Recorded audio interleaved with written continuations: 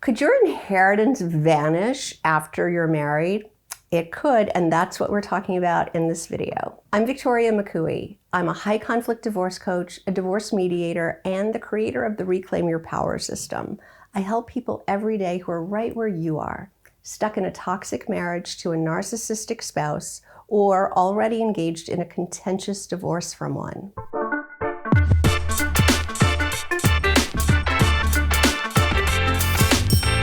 All right, so let's say that you get married and you have an inheritance, or maybe you get the inheritance during your marriage. That doesn't mean that it's a marital asset.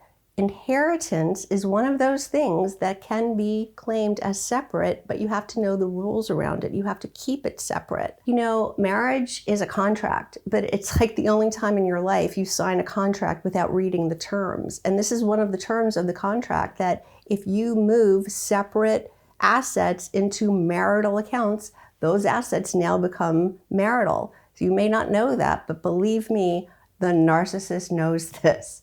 So you have this inheritance that you think is safe, but did you know it can disappear after you're married, especially when you're married to a narcissist? It happens more than you think. I see it over and over again.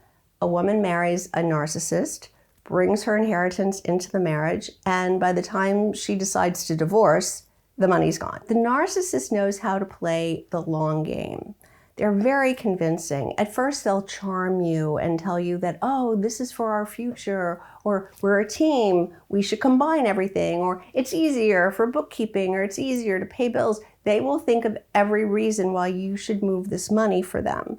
But remember, you're in control. They're not. It is your separate property. And if the charm doesn't work, they're going to switch to control, pressure you and guilt you and tell you you're being selfish for keeping your money separate. But this isn't about financial partnership.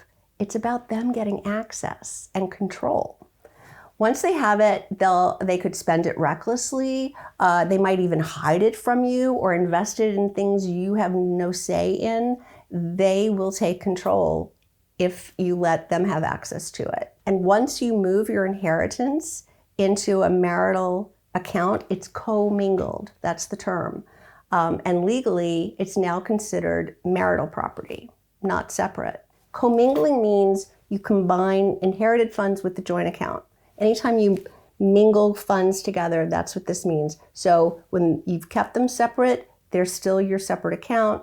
But if you put it into anything that's a joint account, or perhaps you pay bills that are marital with it, or invest in a property that's marital, now it's a gray area and it's not so easy to define. And that's what the narcissist is counting on. Once you do this, it's very hard, sometimes impossible, to argue that this money is still yours in the divorce. So here's what you need to know.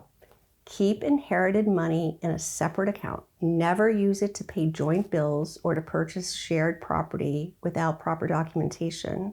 And don't add your spouse to your inheritance account. Always consult with a family law attorney before combining any assets, especially if you're married to or might divorce someone with narcissistic traits. So this isn't about being cold or unloving, it's about being smart. A narcissist will charm you to gain control or bully you if the charm fails, but protect what's yours, because once it's gone, it's gone. Don't think of it as being greedy, think of it as being wise. And wisdom is what's going to keep you and your future safe. Is this something that you didn't know? And are you wondering, what else do I not know about what's in store for me if I get divorced from this narcissist? You might want to book a call with me. I'll put a link in the description below this video so you can get right on my calendar. Did you find this information helpful? I hope you did. If you liked this video, will you please give it a thumbs up? And don't forget to subscribe. Thanks so much for watching. I've linked a couple of other videos here that I think you might also like, so I hope I see you in the next video.